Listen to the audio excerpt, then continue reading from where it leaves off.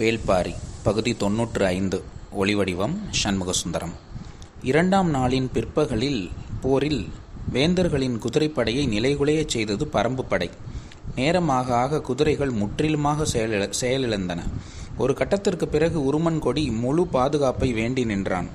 இன்றைய போரில் வேந்தர் படையின் முன்கள வீரர்களில் பெரும்பான்மையோர் நன்கு பயிற்சி பெற்ற நிலைப்படை வீரர்கள் அல்லர். எனவே அவர்களை கொண்டு குதிரைப்படையை காக்கும் முயற்சி ஆபத்தில் முடிந்துவிடும் என நினைத்தான் கருங்கைவாணன். செயலிழந்து நிற்கும் குதிரைப்படைக்கு முழுமையான பாதுகாப்பை கொடுத்தால் மட்டுமே அதை காக்க முடியும். எனவே 2ஆம் நிலையில் நிறுத்தப்பட்டிருந்த படைப்பிரிவை உள்ளிறக்க உத்தரவிட்டான். பெரும் எண்ணிக்கையில் 2ஆம் நிலைப்படை வீரர்கள் உள்ளிறங்கினர். குதிரைப்படையை காக்க அவனுக்கு இதை தவிர வேறு வழி இல்லை. போர்க்களத்தில் உரிய காரணத்துக்காக படைகளை முன்னும் பின்னுமாக நகர்த்துவதில்தான் தலைமை தளபதியின் மதிநுட்பம் இருக்கிறது. ஆனால் அது தாக்குதல் உத்தியாக அமையும் போது பேராற்றலை வீரர்களுக்கு தன்னியல்பிலே உருவாக்கும். தற்காப்புக்கு அவ்வாறு செய்யும் போது எதிர் மனநிலை உருவாக்கும் ஆபத்தும் உண்டு. முதல் நிலை படையை காக்க 2ஆம் நிலை படையை இறக்க வேண்டிய நிலை வந்துள்ளதை ஒவ்வொரு வீரனும் அறிவான். போர் தொடங்கிய 2ஆம் நாளே வேந்தர் படை சற்றே திணறுவது வெளிப்படையாகவே தெரிந்தது. 2ஆம் நிலை படை இறங்கியதும் பரம்பு வீரர்கள் பின்னகர்ந்து தற்காப்பு நிலைக்கு வந்தனர். அவர்களை பொறுத்தவரை ஓங்கலத்தை பயன்படுத்தி குதிரைப்படையில் பேரிழப்பை உருவாக்குவதுதான் அன்றைய நாளின் இலக்கு. அது வெற்றிகரமாக முடிக்கப்பட்டுவிட்டது. திசைவேளரின் கை உயர்வு தட்டியங்காடெங்கும் முரசை ஒலிக்கச் செய்தது. 2ஆம் நாள் போர் முடிவுக்கு வந்தது. வீரர்கள் பாசறைக்கு திரும்பிக் கொண்டிருந்த நேரத்திலேயே நாக கரட்டில் இருந்த கபிலரை அழைத்து வரச் சொல்லி திசைவேளரின் மாணவன் வங்கைமான் வந்தான். தன்னை ஏன் அழைத்துள்ளார் திசைவேளர் என்பது கபிலருக்கு விளங்கவில்லை. வழக்கம்போல் வாரிக்கையனும் கபிலரோடு உடன் புறப்பட்டார். நாளிகை வட்டில் வைக்கப்பட்டிருந்த பரனின் அடிவாரத்தில் பந்தங்கள் ஏற்றப்பட்டிருக்க அங்கேயே திசைவேளர் இருந்தார். போர் விதிகள் மீறப்பட்டதாக குற்றச்சாட்டுகள் முன்வைக்கப்பட்டால் அவற்றை விசாரித்து முடிவெடுக்காமல் நிலைமான் கோல் சொல்லி போர்க்களம் விட்டு அகலக்கூடாது என்பது மரபு. கபிலர் வாரிக்கையனோடு அவ்விடம் வந்தபோது கருங்கைவாணனுடன் பெரும் கூட்டம் நின்று கொண்டிருந்தது. குதிரைப்படை தளபதி உருமன் கொடியும் அமைச்சர்கள் ஆதிநந்தி, நாகரையர் ஆகியோரும் உடனிருந்தனர். பரம்பு வீரர்கள் தங்களின் ஆயுதத்தில் நஞ்சு கலந்து குதிரைகளை செயலிழக்கச் செய்துவிட்டனர் என்பதுதான் குற்றச்சாட்டு. குற்றச்சாட்டை கேட்டபோது அதிர்ச்சிக்குள்ளானார் கபிலர். நேற்றிரவு முடியனும் வாரிக்கையனும் தன்னை குறிப்பிட்டு பேசியது இதை பற்றிதானா என நினைத்தார். வாரிக்கையன் இதை எதிர்பார்த்துதான் வந்துள்ளார். எந்த ஓர் ஆயுதம் காயங்களின் தன்மையையும் அளவையும் மீறி பல மடங்கு அதிகமான பாதிப்பை உருவாக்குகிறதோ அந்த ஆயுதம் ஐயத்துக்கு உரியது. இன்றைய பொழுதில் பரம்பு வீரர்கள் பயன்படுத்திய ஆயுதங்கள் குதிரைகளுக்கு மிகச்சிறிய காயங்களையே உருவாக்கியுள்ளன. ஆனால் குதிரைகளை முழுமையாக செயலிழக்கச் செய்துள்ளன. எனவே இந்த ஆயுதங்கள் நஞ்சு பூசப்பட்டவை என்று வாதிட்டான் உருமன் கொடி. வாரிக்கையன் வெற்றிலையை மென்று கொண்டே சொன்னார். பரம்பு அளித்த வாக்கை மீறாது. விலங்குகளின் நஞ்சோ தாதுக்களின் நஞ்சோ பயன்படுத்தக்கூடாது என்று ஏற்றுக்கொண்ட போர் விதிகளை நாங்கள் மீறவில்லை என்றார் வாரிக்கையன். அம்புகளால் தாக்கப்பட்ட குதிரைகளுக்கு சிறு காயங்கள் தான் உருவாகியுள்ளன. சிறு காயங்களால் எப்படி குதிரையை செயலிழக்க செய்ய முடியும் என்று கேட்டான் உருமன் கொடி. அம்புகளின் தன்மையே அதற்கு காரணம் என்றார் வாரிக்கையன். அதைத்தான் நாங்கள் சொல்கிறோம். நஞ்சேறிய அம்பை நீங்கள் பயன்படுத்தியுள்ளீர்கள் என்றான் ஆதிநந்தி. தலையை மறுத்து ஆட்டியபடியே வாரிக்கையன் கேட்டார், நஞ்சு என்றால் என்ன என்று. ஆதிநந்தி ஒரு கணம் திகைத்தான். அவன் என்ன விளக்கம் சொன்னாலும் வாரிக்கையன் அதிலிருந்து தப்பித்து வெளியே வருவார் என அவனுக்கு தெரியும். எனவே சற்று சிந்தித்தான். அதுவரை அமைதியாக இருந்த திசைவேளர் இப்போது கூறினார், எண்ணிலடங்காத குதிரைகள் செயலிழந்து கிடக்கின்றன. நீங்களோ சொற்களை கொண்டு விதிகளை கடக்க நினைக்கிறீர்கள் என்றார். திசைவேளரின் கூற்று கபிலருக்கு அதிர்ச்சியை ஏற்படுத்தியது. ஆனால் வாரிக்கையன் அதை பொருட்படுத்தவில்லை. வெற்றிலையை மென்று கொண்டே அவரை பார்த்து கேட்டார், நீங்களே சொல்லுங்கள், நஞ்சென்றால் என்ன என்று கேட்டார். கேள்வியின் வழியே எதிர்நிலையில் பயணிக்க நினைக்கிறீர்கள். அது நஞ்சுதான் என்பதற்கு செயலற்று கிடக்கும் குதிரைகளே சான்று. அது நஞ்சல்ல என்பதற்கு நீங்கள் அளிக்கும் சான்று என்ன என்று கேட்டார் திசைவேளர். வாரிக்கையன் திசைவேளரை சொற்களால் மடக்க நினைக்கவில்லை, சொல்லி புரிய வைக்கவே நினைத்தார். எந்த அம்பு தைத்து குதிரைகள் செயலிழந்து கிடப்பதாக சொல்கிறீர்களோ அதே அம்பால் ஒரு மனிதனை தாக்குவோம். அவன் செயலிழந்தால் அது நஞ்சு என்று ஏற்றுக்கொள்கிறேன் என்றார் வாரிக்கையன். யாரும் எதிர்பாராத பதிலாக இருந்தது. எதிர் திசையில் நிற்பவர்களுக்கு என்ன சொல்வதென்று தெரியவில்லை. வாரிக்கையன் திசைவேளரை பார்த்து மீண்டும் சொன்னார், நஞ்சு என்பது உயிர்களுக்கு பொதுவானது, பாகுபாடற்றது. குதிரைகள் செயலிழந்து கிடப்பதன் காரணம் அம்புகள் செய்யப்பட்ட மரமாக இருக்கலாம். அந்த குறிப்பிட்ட மரம் அந்த விலங்குக்கு ஒவ்வாமையை ஏற்படுத்தி இருக்கலாம். சில உணவு சில உயிரினங்களுக்கு செரிமானமாகாததைப் போலத்தான் இதுவும். இதற்கெல்லாம் மேலாக ஒன்று சொல்கிறேன். அது நஞ்சன்று என்பதற்கு சான்று எந்த குதிரையும் சாகவில்லை என்பதுதான் என்றார் வாரிக்கையன். இரவு குலசேகர பாண்டியனின் கூடாரத்தில் அதிக பேச்சில்லை. பரம்பு வீரர்கள் நஞ்சை பயன்படுத்தித்தான் குதிரைகளை செயலிழக்கச் செய்தனர் என்பதை மெய்ப்பிக்க முடியவில்லை. வாரிக்கையன் முன்வைத்த கூற்றை திசைவேலர் முழுமையாக ஏற்றுக்கொண்டு விட்டார். தட்டியங்காட்டு நிலமெங்கும் வீழ்ந்து கிடக்கும் எண்ணிலடங்காத குதிரைகளை அவற்றுக்கான கொட்டிலுக்கு கொண்டு போய் சேர்க்க பெரும் முயற்சி நடந்து கொண்டிருந்தது. இரவுக்குள் அனைத்தையும் செய்துவிட முடியுமா என தெரியவில்லை. ஆனாலும் கடும் முயற்சி நடந்து கொண்டிருந்தது. பேரரசர்களின் கூடாரத்திலிருந்து கருங்கை வாணன் வெளியே வந்தான். மறுநாளைய போருக்கான திட்டமிடல் மிக விரைவிலேயே முடிந்தது. வேங்கை மரத்தின் அடிவாரத்தில் கூடியவர்களும் திட்டமிடலை முடித்து கொண்டு எழுந்தனர். பாரி 7வது குகை நோக்கி நடந்தான். இன்றிரவு குகை காவல் கூலையன். அவனும் சிறிது நேரம் கழித்து அந்த குகை நோக்கி நடந்தான். மற்றவர்கள் அவரவர்களின் தங்கும் இடம் நோக்கி செல்லத் தொடங்கினர். முடியன் மட்டும் வேங்கை மரத்திட்டிலேயே உட்கார்ந்திருந்தான். பரம்பு படை முழுமையும் கொண்டு செலுத்தும் ஆற்றல் கொண்டவனின் முகத்தில் சற்றே கவலையின் கீற்று ஓடிக்கொண்டிருந்தது. உணவருந்திய பிறகு மீண்டும் அவன் அருகில் வந்து உட்கார்ந்தார் வாரிக்கையன். உனது கவலைக்கான காரணம் என்ன என்று கேட்டார் வாரிக்கையன். சற்றே தயங்கினான் முடியன். ஆனாலும் வாரிக்கையனிடம் பகிர்ந்து கொள்வதில் தவறில்லை என்ற முடிவுக்கு வந்து சொன்னான். 3 காரணங்கள் என்னை குழப்பத்தில் ஆழ்த்துகின்றன என்றான் முடியன். தனது கூடாரத்துக்கு வந்து சேர்ந்த கருங்கை வாணனால் உறங்க முடியவில்லை. நீண்ட நேரம் விழித்தே இருந்தான். அவனுக்கு முன்னால் இருந்த வட்ட பலகையை விட்டு அவனுடைய கண்கள் அகலவில்லை. அப்போது வெளியே ஏதோ ஓசை கேட்பது போல இருந்தது. என்னவென்று திரும்புவதற்குள் உள் நுழைந்த வீரன் ஒருவன் சொன்னான், பேரரசர் வருகிறார் என்று. குலசேகர பாண்டியன் உள்ளே நுழைந்தார். நள்ளிரவில் தனது கூடாரத்திற்கு வந்துள்ள பேரரசரை வணங்கி வரவேற்றான் கருங்கை வாணன். அவனுக்கு முன்னால் இருந்த வட்ட பலகையில் பரம்பு வீரர்கள் பயன்படுத்தும் மெய் கவசம் ஒன்றும் வாள் ஒன்றும் ஓங்கல அம்பு ஒன்றும் வைக்கப்பட்டிருந்தன. இந்த 3ஐயும் தான் அவன் உற்று பார்த்தபடி இருந்தான். 3 காரணங்கள் என்னென்ன என்று கேட்டார் வாரிக்கையன். முடியன் சொன்னான். நாம் எடுக்க வேண்டிய முடிவை எடுக்க முடியாதவாறு சிக்கலை நாமே உருவாக்கி கொண்டு விட்டோம் என்றார் முடியன். எதை சொல்கிறாய் என கேட்டார் வாரிக்கையன். காற்றும் காற்றையும் வீசுவதற்கு ஏற்பவே நாம் திட்டமிட வேண்டியுள்ளது என்றான் முடியன். ஒருவேளை காற்றும் காற்றையும் நமக்கு ஒத்துழைக்கவில்லை என்றால் மாற்று திட்டமும் நம்மிடம் இருக்கத்தானே செய்கிறது என கேட்டார் வாரிக்கையன். இருக்கிறது. ஆனால் எதை எப்பொழுது செய்ய போகிறோம் என்பதுதான் யாருக்கும் தெரியவில்லை. இந்த குழப்பத்துடனே போர்க்களத்தில் தொடர்ந்து நின்று கொண்டிருக்க முடியாது. எதிர்பாராத நேரத்தில் பாதிப்புகள் அதிகமாகிவிடக்கூடும் என்றான் முடியன். முடியன் சொல்வது சரியான காரணமாகத்தான் இருக்கிறது என நினைத்த வாரிக்கையன் 2வது காரணம் என்ன என கேட்டார். என் மகன் இரவாதன் என்றான். போர்க்களத்தில் மிகச்சிறந்த வீரத்தை வெளிப்படுத்தி வருகிறான். அவன் குறித்து கவலைப்பட என்ன இருக்கிறது என்று கேட்டார் வாரிக்கையன். அவன் வெளிப்படுத்தும் வீரம்தான் எனக்கு கவலை அளிக்கிறது என்றான் முடியன். புரியும்படியாக சொல் என்றார் வாரிக்கையன். அவன் தாக்குதல் போரை நிகழ்த்துவதில் நிகரற்றவனாக இருக்கிறான். அந்த அவசரத்தில் மற்றவற்றின் மீதான கவனத்தை தவறவிடுகிறான். உதிரன் எதிரிகளின் படையை நடுவில் பிளந்து உள் இறங்குவான். தாக்கும் வேகத்திலும் தற்காக்கும் உத்தியிலும் சிறந்தவனாக விளங்குவதால் அவனால் அதை செய்ய முடிகிறது. ஆனால் இரவாதன் சூழலை கவனிப்பதில் தவறிழைக்கிறான் என்றான் முடியன். அது இளைஞர்களுக்கே உரிய சிக்கல் என்றார் வாரிக்கையன். புரிந்துதான் அவனை தாக்கும் உத்திக்கு மட்டும் பயன்படுத்துகிறேன். ஆனால் எதிரிகள் வேறு மாதிரி சூழ்ச்சி செய்துவிட்டால் ஆபத்தில் மாட்டிக்கொள்வான் என்றான் முடியன். நீ இன்னொன்றை கவனிக்க தவறுகிறாய். இளைஞர்கள் தங்களின் அவசரத்தால் ஏற்படுத்தும் இழப்பை ஆவேசமிக்க தாக்குதலால் பல மடங்கு சரிகட்டி விடுவார்கள். எனவே நீ இதை பற்றி கவலை கொள்ளாதே. 3வது என்னவென சொல் என்றார் வாரிக்கையன். வாரிக்கையன் சொன்னதை முழுமையாக ஏற்றுக்கொள்ள முடியாத தயக்கத்தினுடைய 3வது காரணத்தையும் சொன்னான் முடியன். தேக்கன் இன்று கடுமையாக பாதிக்கப்பட்டுள்ளார். எதிர்ப்படை தளபதி வீசிய வாளொன்று அவரது நெஞ்செலும்பை கடுமையாக பாதித்துள்ளது. ஆனாலும் நாளைக்கும் போர்க்களம் புகுவேன் என்று சொல்கிறார். சற்று ஓய்வெடுத்து சிகிச்சை பெற்றுக் கொள்ளுங்கள் என்று சொன்னால் கேட்க மறுக்கிறார் என்றான் முடியன். நான் அவனிடம் பேசி சிகிச்சை எடுத்துக்கொள்ள சொல்கிறேன் என்றார் வாரிக்கையன். நீங்கள் சொன்னாலும் தேக்கன் ஏற்கப் போவதில்லை என்றார் முடியன். ஏன் என கேட்டார் வாரிக்கையன். குடி ஆசானோ குடி முடியனோ போர்க்களத்தில் இல்லை என்றால் பாரி போர்க்களம் புகுந்து விடுவான். இக்காரணம் கொண்டும் பாரி பரம்பின் எல்லை தாண்டி போர்க்களம் நோக்கி செல்ல அனுமதிக்க கூடாது என்பதால் அவர் ஓய்வெடுக்க கூடாது என்பதில் உறுதியாக உள்ளார் என்றான் தேக்கன் என்றான் முடியன். 3ஐ பற்றியும் விளக்கினான் கருங்கை வாணன். நான் இன்று எனது வாளால் இந்த கிழவனை தாக்கினேன்.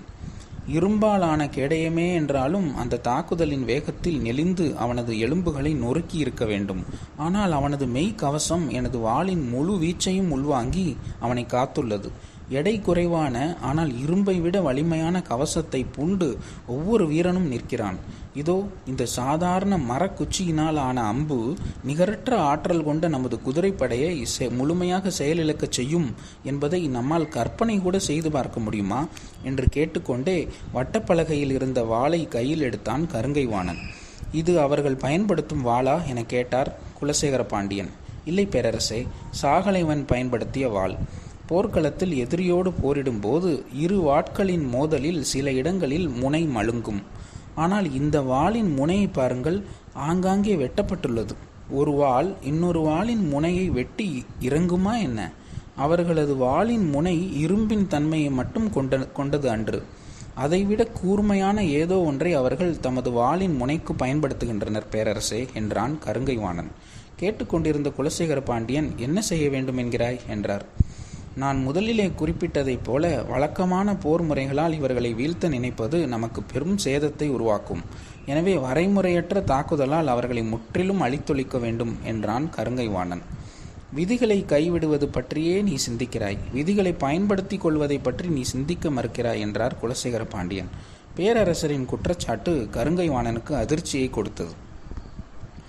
நான் முடிவெடுத்து விட்டேன். நாளை மிக முக்கியமான நாள். எதிரிகளின் குதிரைப்படை பேர் அழிவை சந்தித்துள்ளது. எனவே தற்காப்பு போருக்கான உத்தியைத்தான் அவர்கள் பயன்படுத்துவார்கள். இந்நிலையில் நான் முன்னேறி தாக்கப் போகிறேன். பரம்பின் மொத்த படையும் முன்னேறி தாக்குவதை நாளைதான் அவர்கள் முதன்முறையாக எதிர்கொள்ளப் போகின்றனர். ஏறக்குறைய அவர்களின் அனைத்து படைகளையும் முற்பகலிலேயே நிலை தடுமாற செய்துவிடலாம். எதிரிகளின் முழு கவனமும் என் மீதுதான் இருக்கும். நான் இடது ஓரத்திலிருந்து தாக்கி முன்னேறுவேன். உதிரனோ தனது வலிமை கொண்ட விற்படை கொண்டு நடுவில் தாக்கி முன் நகர்வான். இந்த நேரத்தில் இரவாதனின் தலைமையிலான சூலூர் வீரர்களின் படை ஓங்கலத்தையும் பகலி அம்பையும் பயன்படுத்தி எதிரிகளின் அணிவகுப்பை பிளந்து கொண்டு மூஞ்சல் நோக்கி நகர்வார்கள். மூஞ்சலை கண்ணால் பார்க்கும் தொலைவை அடைந்து விட்டால் போதும். அதற்கு பிறகு நம் வீரர்கள் பல மடங்கு ஆற்றலை அதிகப்படுத்தி தாக்குவார்கள். உள்ளுக்குள் இருக்கும் நீலனை மீட்கும் எண்ணம் ஒவ்வொரு வீரனையும் மாவீரனாக மாற்றிவிடும். இந்த தாக்குதல் நடக்கும்போது இறுதி வரிசையில் தேக்கன் நிற்பான். அவனை இனி வாள் ஏந்த விடமாட்டேன். அதே நேரம் போர்க்களம் விட்டு வெளியேறவும் விடமாட்டேன் என்றான் முடியன். நீண்ட சிந்தனைக்கு பிறகு தனது புதிய திட்டத்தை விளக்கினான் கருங்கைவாணன். வகுத்து கொண்ட விதிகளின் வழியே எதிரியை சிக்க வைக்கும் புதிய திட்டம் இது. இதற்கு குலசேகர பாண்டியன் ஒப்புதல் தந்தார். பாரி இல்லாத போர்க்களத்தின் கடைசி நாள் நாளைதான். நாளை மறுநாள் அவன் போர்க்களம் வந்தே ஆக வேண்டும். ஏனென்றால் குடி ஆசானையும் குடி முடியனையும் ஒரே நாளில் வீழ்த்தும் திட்டம் இது என்று முழங்கினான் கருங்கைவாணன். பொழுது விடிந்தது. கதிரவன் மேலெழுந்த 5ஆம் நாளிகையில் திசைவேலர் கைகளை உயர்த்தினார். 3ஆம் நாள் போர் தொடங்கியது. தட்டியங்காட்டு போர்க்களத்தின் தன்மை இப்போது இருபக்க படைகளுக்கும் சற்றே பழகியிருந்தது. வேந்தர் படை வழக்கம் போல அலையலையாக முன் நகர்ந்து வந்து தாக்குதலை தொடங்கியது. வழக்கத்துக்கு மாறாக தொடக்கம் முதலே பரம்பு வீரர்கள் ஆவேசம் கொண்டு தாக்கத் தொடங்கினர். போர் தொடங்கும் கணத்திலேயே எதிரிகளின் தாக்குதலில் இருந்த ஆவேசத்தை கருங்கைவாணனால் உணர முடிந்தது. வேந்தர் படை இன்று வகுத்திருந்த திட்டத்திற்கு எதிரிகள் ஆவேசம் கொண்டு முன்னேறுவது உதவியாகத்தான் இருக்கும் என தோன்றியது. வழக்கம் போல் நடுப்பகல் வரை சற்றே நிதானம் கொண்டு தாக்குபவர்கள் நடுப்பகலில் நாகக்காரட்டிலிருந்து ஊதப்படும் காரிக்கோம்பின் ஓசையை கேட்டவுடன் தாக்குதலை வேகப்படுத்துவார்கள். உத்திகளை மாற்றுவார்கள். அடுத்த ஓசை கேட்கும்போது முழுமை கொண்ட வேகத்தோடு தாக்குவார்கள். இதை கணித்துதான் கருங்கைவாணன் இன்றைய உத்தியை தீர்மானித்திருந்தான். ஆனால் பரம்பு வீரர்கள் தொடக்கத்திலேயே ஆவேசத்தோடு முன்னகர்வது தெரிந்தது. மையூர் கிளாரின் மேல் பரம்பு தளபதிகள் எவ்வளவு சினத்தோடு இருக்கிறார்கள் என்று கருங்கைவாணன் முழுமையாக அறிந்தே அன்றைய திட்டத்தை வகுத்திருந்தான். நடுப்பகல் வரை வழக்கமான தாக்குதல் போரை நடத்த வேண்டும். நடுப்பகலில் மலை மீது இருந்து காரிக்கொம்போசை கேட்கும் போது பின்களத்திலிருந்து முடியன் முன்பகுதிக்கு வருவான். அந்த நேரத்தில் மையூர் கிளாரின் தேர் அவன் கண்ணில் பட வேண்டும். முடியன் மையூர் கிளாரை தாக்க அவரை நோக்கி விரைவான். மையூர் கிளார் படையின் வலதுபுற ஓரத்தின் வழியாக முடியனை பின்னோக்கி இழுத்து செல்ல வேண்டும். படை அணியின் ஓரப்பகுதி வழியாக முடியனை எவ்வளவு தொலைவு பின்னோக்கி இழுக்க முடியுமோ அவ்வளவு தொலைவு இழுத்து செல்ல வேண்டும். மயூர் கிளாரை வீழ்த்தும் வெறி கொண்டு முன் நகரும் முடியனை வேந்தர் படை தளபதிகளான சூலக்கையனும் நகரி வீரனும் பின்தொடர வேண்டும். பொருத்தமான இடத்தில் படை அணியின் சுழலுக்குள் சிக்க வைத்து அவனை வீழ்த்த வேண்டும். முடியன் தங்களது படையணிக்குள் இழுக்கப்பட்டு கொண்டிருக்கும் போது கருங்கை வாணன் தேக்கனை நோக்கி முன் நகர்வான். பரம்பு படைக்குள் எந்த இடத்தில் தேக்கன் இருந்தாலும் அந்த இடம் நோக்கி எதிரிகளை கிழித்து கொண்டு உட்புகும் ஆற்றல் கருங்கை வாணனின் படைக்கு உண்டு. மற்ற தளபதிகள் எதிரிகளை வேறு திசையில் முன்னேற விடாமல் தடுக்கும் பணியை செய்வர். இதுதான் வேந்தர் படை இன்றைய திட்டமாக தங்களிடம் வைத்திருந்தது. நேற்றைய போரில் வேந்தர்களின் குதிரைப்படை பேரழிவுக்கு உள்ளாகியிருந்த நிலையில் இன்று மூஞ்சலை நோக்கி நகர்வதற்கான திட்டமிடலோடு பரம்பு படை இருந்தது. போர் தொடங்கியதிலிருந்து அதற்கான தன்மையில் அவர்கள் முன் நகர்ந்தனர். இன்று அவர்களுக்கு கூவல் குடியினரின் மூலம் வழங்கப்படும் உத்தரவு வழக்கம்போல இருக்காது. காரிக்கொம்பின் ஓசை வெவ்வேறு பொழுதுகளில் தேவையறிந்து ஊதப்படும். போர் தொடங்கிய சிறிது நேரத்திலேயே முடியனின் தேர் பின்புறம் இருந்து படையின் நடுப்பகுதியை நோக்கி நகரத் தொடங்கியது. வழக்கம்போல் குளவந்திட்டின் மேல் நின்றிருந்த பாரி போர்க்களத்தின் தன்மையை உற்று கவனித்து கொண்டிருந்தான். 3ஆம் நாள் போரில் கூட தான் களம் புகுவதை பாரி ஏன் மறுக்கிறான் என்பது காலம்பனுக்கு புரியவில்லை. திரையர் குலம் இனி சிறிய இழப்பை கூட சந்திக்கக்கூடாது என்பதை பாரி மீண்டும் மீண்டும் சொல்லி வருகிறான். அப்படியிருந்தும் கொற்றனை பழி கொடுக்க நேர்ந்ததை பாரியால் தாங்கிக் கொள்ள முடியவில்லை. தான் போர்க்களம் புக நேர்ந்தாலும் கூட காலம்பன் போர்க்களம் புகக்கூடாது என்றே பாரி நினைத்தான். தட்டியங்காட்டில் திரையர் குலத்தின் குருதி விழக்கூடாது என்று பாரியின் எண்ணத்திற்கு திரையர் குலம் கடந்த காலத்தில் அடைந்துள்ள இழப்புகளே காரணம். பாரியும் காலம்பனும் போர்க்களத்தை உற்று கவனித்து கொண்டிருக்கையில் சிறியதாய் ஏதோ ஓசை கேட்டு திரும்பினான் பாரி. அது இகுலி கிழவனின் ஓசை. விளக்கின் சுடர் மெல்ல அசையத் தொடங்கியது. பாரி வியப்போடு இகிலி கிழவனை பார்த்தான். அவனோ கைகளை தூக்கி கூவல் குடியினருக்கு உத்தரவு கொடுக்க காத்திருந்தான். 2 நாட்களாக எதிர்பார்த்த போது எதுவும் நடக்காமல் சற்றும் எதிர்பாராத இந்த நேரத்தில் கொம்மனும் கொம்மியும் உதவப் போவது வியப்பை தந்தது. பாரியின் மனதில் எண்ணங்கள் ஓடிக்கொண்டிருக்க விளக்கின் சுடர் சட்டென சாய்ந்தது. இகுலி கிழவன் கையை அசைக்க மலையெங்கும் இருந்து கூவல் குடியினரின் பீரிட்ட ஓசை கனநேர இடைவெளியின்றி வெளிவந்தது. பரம்பின் குதிரைப்படை வீரர்களோ வாட்படை வீரர்களோ இந்த கணத்தை சற்றும் எதிர்பார்க்கவில்லை. கல்லூலி அம்புகளை எடுத்து எய்வதற்குள் காற்று அவர்களை கடந்தது. ஆனால் உதிரனின் தலைமையிலான விற்படை வீரர்களோ ஓசையை கேட்ட கணத்தில் காற்றின் முகப்போடு அம்பை இணைத்தனர். 6 அம்புகளை கொண்டது ஒரு கொத்து. ஒவ்வொரு வீரனுக்கும் 3 கொத்துகள் கொடுக்கப்பட்டிருந்தன. கண்ணிமைக்கும் நேரத்தில் முதல் கொத்தை எடுத்து நாணில் பொருத்தி முழு விசையோடு எய்தது விற்படை. மேற்கு மலை கணவாயின் பின்புறத்திலிருந்து கொம்மன் ஊத வீறுகொண்ட காற்று தட்டியங்காட்டு நிலத்தை நோக்கி வலதுபுறமாக சீவிக்கொண்டு இறங்கியது.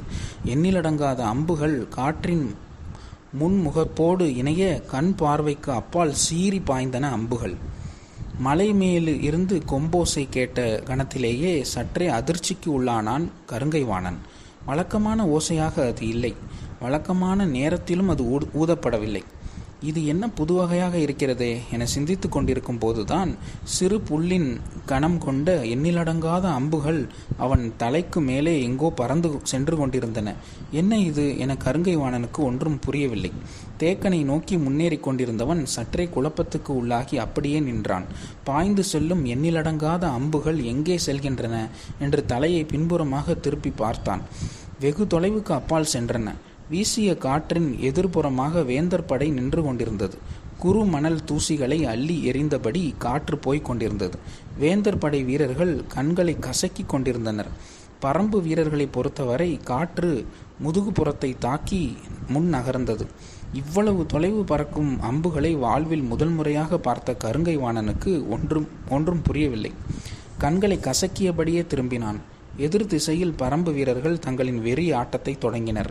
கருங்கை வாணன் சட்டென விழிப்படைந்து பேரிகையை முழங்கச் சொல்லி தன் வீரர்களை எதிரிகளின் தாக்குதலை எதிர்கொள்ள ஆயத்தப்படுத்தினான். பரம்பு வீரர்களோ அவ்வளவு தொலைவு செல்லும் அம்பை எய்த மறுகணமே வழக்கம் போலான தாக்குதலை தொடங்கினர். எய்யப்பட்ட கல்லூலி அம்பினால் ஏற்பட்ட விளைவு என்ன என்பது எய்த யாருக்கும் தெரியாது. அது கண்ணுக்கு அப்பால் எங்கோ நிகழ்ந்து கொண்டிருந்தது. குளவன் திட்டில் இருந்தபடி பாரி பார்த்து கொண்டிருந்தான். எய்யப்பட்ட அம்புகள் 3ஆம் நிலையில் நிறுத்தப்பட்டிருந்த வேந்தர்களின் பிற்பாதியில் போய் இறங்கின. மூன்றாம் நிலை படையின் சரிபாதி வீரர்களின் மீது சுருள் அம்புகள் இறங்கின. போர் நடந்து கொண்டிருந்த முற்பகுதியை மூன்றாம் நிலை படையினர் கண்கொண்டே பார்க்க முடியாது. அது எங்கோ நடந்து கொண்டிருந்தது. அவர்களை பொறுத்தவரை ஆயத்த நிலையில் நிற்க வேண்டும், அவ்வளவுதான். எந்த தொடர்பும் இல்லாத காற்றின் வழியே வானெங்கும் இருந்து பறந்து வந்த வைக்கோல் அளவே கனம் கொண்ட அம்புகள் வீரர்களை நோக்கி சரசரவென இறங்கின. பறந்து போன அம்புகள் எங்கே இறங்கின என்பது முன்களத்தில் நின்றிருந்த கருங்கை வாணனுக்கு தெரியவில்லை. இந்த தாக்குதல் என்னவென்பதும் அவனுக்கு புரியவில்லை. ஏதோ நடக்கிறது என்பது மட்டும் புரிந்தது. இந்நிலையில்தான் முடியனின் தேர் நடுக்களம் நோக்கி சென்றது. முன் வகுத்த திட்டப்படி அந்த தேரின் பார்வையில் படும்படி மயூர் கிளாரை களத்துக்குள் வரச் சொல்லும் மறை குறிப்பு அனுப்பப்பட்டது. தேரில் முன்னகர்ந்து கொண்டிருந்த முடியனின் எண்ணமெல்லாம் கல்லூலி வேர் எவ்விடம் கீழிறங்கி இருக்கக்கூடும் என்பதை கணிப்பதிலேயே இருந்தது. தேரின் மீது நின்றாலும் அவனது பார்வைக்கு அப்பால் தான் அந்த தாக்குதல் நிகழ்ந்திருந்தது. எப்படி இருந்தாலும் கல்லூலி அம்புகள் தைத்தவுடன் அவற்றின் பாதிப்பு தெரியாது. பிடுங்க முடியாமல் தவிக்கும் போதும் தசையோடு பீத்து கொண்டே அம்புகள் வெளிவரும் போதும் தான் பாதிப்பை உணரத் தொடங்குவார்கள். அப்போது அங்கிருந்து கொடுக்கப்படும் மறை குறிப்பு முன்களத்தில் நிற்கும் வேந்தர் படையை பெரும் குழப்பத்திற்கு உள்ளாக்கும். அவர்களின் மொத்த கட்டுக்கோப்பும் அடுத்த சில பொழுதுகளுக்குள் முழுமுற்றாக களையும் என எண்ணிக்கொண்டிருந்த போது ஏந்திய வில்லோடு மயூர் கிளார் சென்று கொண்டிருந்த தேர் தெரிந்தது. இத்தனை நாட்களாக போர்க்களத்தில் முடியன் எவனை தேடினானோ அவன் இப்போது கண்ணில் பட்டுவிட்டான். தேரோட்டும் வளவனை பார்த்து அந்த தேரை பின்தொடர் என்று கூறினான் முடியன். ஆனால் மறுகணமே அவனது எண்ணம் வேறானது. களத்தின் சூழல் இவ்வளவு அருமையான வாய்ப்பை உருவாக்கியுள்ள போது நாம் மூஞ்சலை நோக்கி செல்வதே சரியான முடிவு என தோன்றியது. ஆனாலும் மயூர் கிளாரை விட்டு வைப்பது சரி அன்று என்றும் தோன்றியது. தேரோ மயூர் கிளாரை நோக்கி சென்று கொண்டிருந்தது. முடியனின் சிந்தனை முடிவெடுக்க முடியாமல் தடுமாறியது. ஏறக்குறைய இதே குழப்பத்தை சந்தித்தான் கருங்கை வாணன். இத்தனை ஆயிரம் அம்புகள் காற்றில் எப்படி இவ்வளவு தொலைவு பறந்தன? அவையெல்லாம் எங்கே போய் இறங்கின? எங்கே இறங்கியிருந்தாலும் பழகாத தொலைவுக்கு நிற்கும் நம் படை வீரர்களின் மீதுதானே இறங்கி இருக்கக்கூடும். பார்ப்பதற்கு மிகவும் சிறுத்த இந்த அம்புகளால் பெரிய பாதிப்பு எதுவும் நிகழ்ந்திருக்காது. ஆனாலும் படை தலைமை தளபதி என்ற முறையில் பின்கள படையின் பாதிப்பை அறிந்த பிறகு முன்னேறி செல்வதுதான் சரியென தோன்றியது. ஆனாலும் நாம் திட்டமிட்டபடி மயூர் கிளாரை நோக்கி முடியனின் தேர் செல்ல தொடங்கிவிட்டது. இனி நாம் பொறுத்திருக்க வேண்டாம் என்று முடிவு செய்து தேக்கனை நோக்கி பரம்பு படைக்குள் புகுந்து உள் நுழைய தொடங்கினான் கருங்கை வாணன். போர்க்களத்தில் தளபதிகளால் முழுமுற்றான தெளிவோடு இயங்க முடியாது. பல்லாயிரம் வீரர்கள் ஒருவரை ஒருவர் வெட்டி சரித்து முன்னகரும் போர் இயக்கத்தை துல்லியமாக கணிப்பது எளிதன்று. தளபதிகள் குழப்பத்துக்குள் சிக்கி சிக்கி மீள்பவர்களாகத்தான் இருப்பார்கள். கருங்கை வாணன் குழப்பத்துக்குள்ளிருந்து முடிவுக்கு வந்து தேக்கனை நோக்கி புறப்பட்ட போது மயூர் கிளார் நோக்கி சென்று கொண்டிருந்த முடியன் தேரை சற்றே நிறுத்தினான். தொலைவில் குதிரையில் இருந்தபடி போரிட்டு கொண்டிருந்த வேட்டூர் பழையனை தனது தேரில் ஏறச் சொல்லி மயூர் கிளாரை கொன்றளிக்க உத்தரவிட்டுவிட்டு அவனது குதிரையில் ஏறி இரவாதனை நோக்கி புறப்பட்டான் முடியன்.